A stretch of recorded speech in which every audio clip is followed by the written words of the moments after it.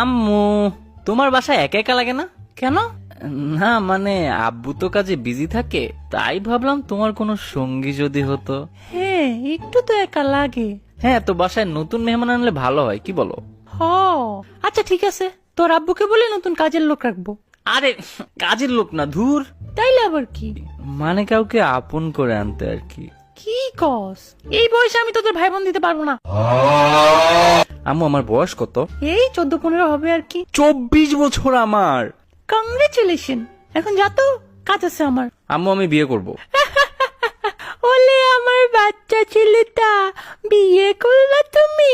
হ্যাঁ, আমাকে বিয়ে করা দাও, আর ফান করবো না বলে দিলাম। এখন আমার হাতেই ঝাঁটার বাড়ি খাস, বিয়ে করলে তো তোকে বউ পিটাবে। আমি অত কিছু চাই না, আমাকে তোমরা বিয়ে করা দাও, না হলে নাহলে কি? আমি পালিয়ে গিয়ে বিয়ে করব। ওকে, কর গিয়ে। মানে কি? হ্যাঁ, যা। আমি পালিয়ে বিয়ে করলে তোমাদের কিছু যায় আসে না?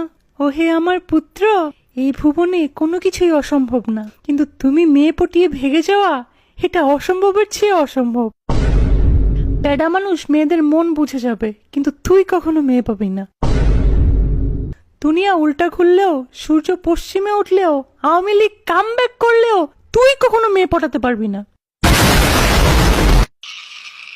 বুঝলা না তুমি আম্মু?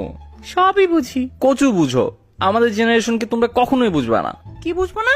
তোদের গেঞ্জি সব আমি বুঝি। আম্মু, ওটা গেঞ্জি না, জেনজি। ওই তো সবই বুঝি। তোমরা আমাকে একটুও সাপোর্ট দাও না। ফার।